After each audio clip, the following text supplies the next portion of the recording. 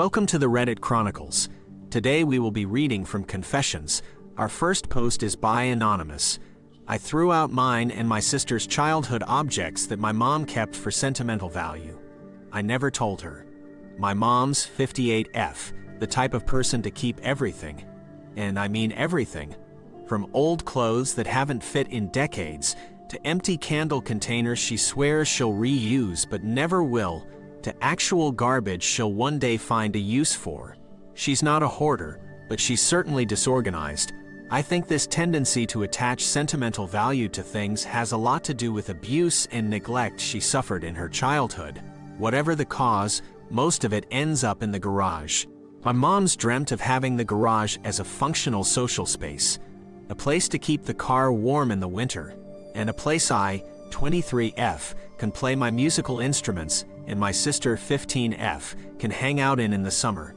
Though my mom likes to keep things, she doesn't like to be the one to find them places. That job usually lands on myself or my younger sister. Thus, the job of making space in the garage fell to me. I didn't mind. After I moved out, my mom let me keep a lot of my stuff in there anyway, so some of it was mine. With the goal of making space in mind, I knew I was going to have to go through and get rid of a lot of the random garbage my mom keeps around, and I couldn't feel bad about it if I wanted it to be done in an afternoon or two. I don't know, it's like I turned off my empathy or something. I reasoned that the things in the garage couldn't be that special, or she'd have at least looked at them once in the last 3 years.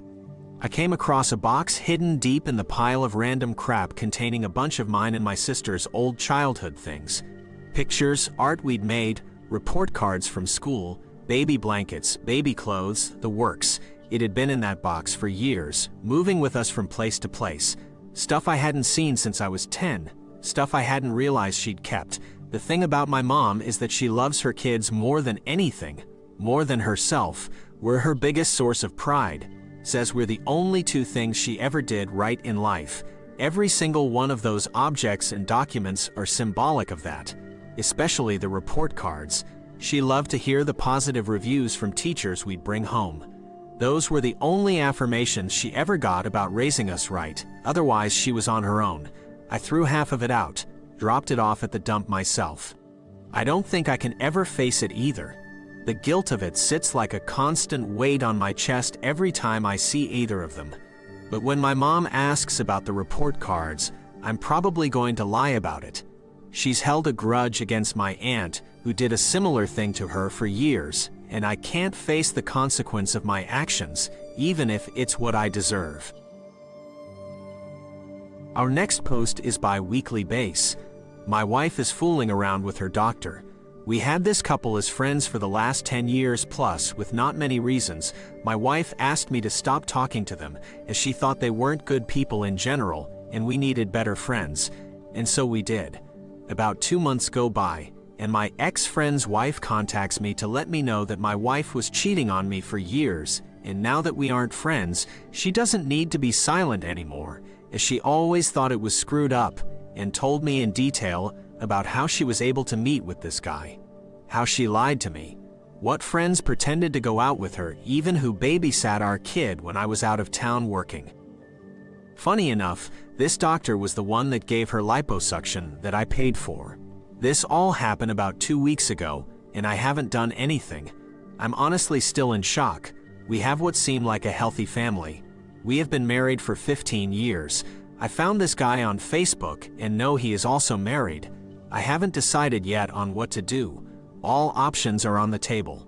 Should I take the high road, try and screw this guy's life, disappear without saying a word? Our next post is by Anonymous. I am the reason my dad lost his job. My dad worked in a well-known high school as a music teacher. He is talented and great at teaching, always able to make students laugh and keep them from getting into trouble. He has probably changed a lot of lives for the better and is a good man. As a child, I got into porn and masturbation way too early. I became a fiend, needed my fix every day at least 5 times, and resorted to trashy methods to get it done. I have other siblings too, so finding a place to throw one out was a big challenge. I'd draw out breasts, sneak peeks at magazines in convenience stores, library computers, and frequently an electric nose trimmer to vibrate against me. I'd take toilet breaks, long showers, even under the blanket in the backseat of the car while getting dropped off to school. I am not proud of this. I was probably 12, and one day my dad had left out his work laptop out and was not around, and the potential release glossed over my mind. I used his laptop to search up porn, but not just any porn. Specifically teen porn, because that's what I liked. As a child, I didn't understand the difference between what was a teen and what was a child. To me, there was no line, and so I went as far back as I could. I don't remember what I wrote, but I am sure it was bad enough. I got it done, deleted the history and cookies, and disregarded it as another successful day. The following weeks went along, and I continued with my school life as normal. Then came the talk. My dad asked me if I had been using his laptop and was noticeably on edge.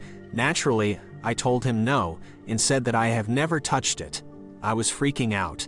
He looked frustrated with me and knew I would never confess to it, so he dismissed the talk.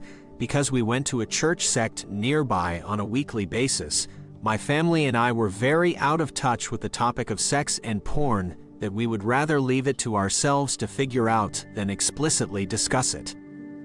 My dad then lost his job in the next week. I thought nothing of it, as it wasn't my problem to solve. I sometimes wondered why he didn't get another job as a teacher, as it was his degree. But a few years later, I then realized it was because of me that day. I found out through others that the school had issued him unfit to teach high school students because they had found out through the school system what I had searched for and assumed it was my father. I remember that after that, my dad was more depressed, more aggressive, and more sick. He separated from my mother soon after, and now I barely see him, as he has left the city for good, probably for community reasons. I feel sick to my stomach when I think about it and try not to. I'm not tough enough to say sorry or admit it was me either. I don't think I could handle the shame. If anything, I would hope that this post would help parents be more careful and aware with what their children see online, and have those tough discussions early on. I pray it never happens to you and that your children aren't as scummy as me. This is my only real regret in life, and if I could change it, I would in a heartbeat. Our next post is by C. Artichoke. I slept with my much younger ex-employee and feel like crap. First off, I'm 35 and she is 23. Now, I used to manage a restaurant and bar for many years. While I was managing, I hired very sweet and nice 18-year-old girl to host and bus tables. She eventually became a server. She was always very bubbly and friendly and nice to me. Me caring about my paycheck more than some young hot girl. I was always professional even when she would make slightly inappropriate comments. I would either call her out on it or walk away. She would make comments like, "You give off daddy vibes and I like it," or, "Sorry I'm late, if you have to spank me, I get it." I of course will reiterate that I never engaged in it, and told her that her comments were inappropriate. I left to become the general manager of a different restaurant about 6 months ago. When I was having my last day, she hugged me, giving me a card, told me how much he was going to miss me. And of course, like everyone else, she did the, "Oh, we should totally hang out sometime," which you never hang out with ex-employees or co-workers when you leave a company. I left and haven't really thought about most of them, to be honest with you. Fast forward to about 3 weeks ago. She texted me and asked me if I have any openings. Me, of course, knowing how amazing of a server she is, I tell her not now, but as soon as I have something open, I'll let her know.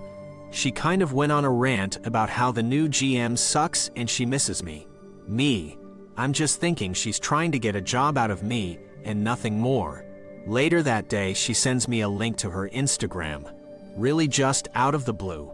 Her Instagram was a bunch of photos of her in bikinis or being seductive, and here's where I should have been smarter.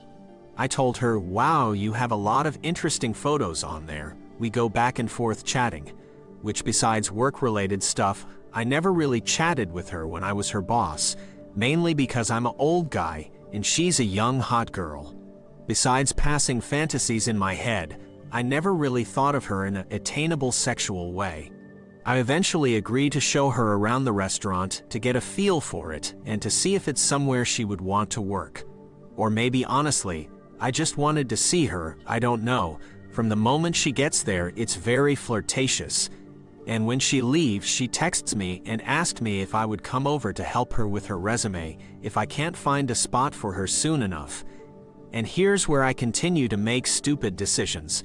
In my head, I have thought something might happen, but my rational brain was thinking, this gorgeous woman doesn't, with some old dude with gray hair popping out. So I agree to go over there in a few days. I get there, I help her with her resume, everything's normal. She asked me if I wanted a drink. I declined because I didn't want to be drunk and say or do something inappropriate, but she starts drinking wine. Only a few sips. I tell her it's getting late, and if she needs a reference, let me know. As I'm pushing myself off the couch, she pushes me back down, kisses me, and you know where it goes from there. I told her afterwards that I think this was a mistake, and I'm far too old for her, and I wouldn't want her to regret anything or feel shame about it later. She told me that obviously she's always liked me, that she's not a child, and she has the right to be with whoever she wants. We talked for a little bit longer, I left. Later that night she texted me and said, I understand if you can't hire me now, but I would love it if we could keep hanging out or whatever. Did I take advantage of her? Am I a perverted old man? Edit. Was not expecting a bunch of responses. Apparently nobody cares about big age gaps. I think I was more concerned about the maturity gap in US. But I like her and she likes me, so screw it, I'm just going to go with it. I appreciate all the words of encouragement. All I got was negative comments when I asked my social group, who are all married and have kids and all that jazz. I got a lot of comments like, when you're 50, she's still going to be in her 30s. Or, what's the matter, you can't find someone in your decade today. So I honestly appreciate all the kind words, thank you. Thank you for listening to the Reddit Chronicles. Follow for more content.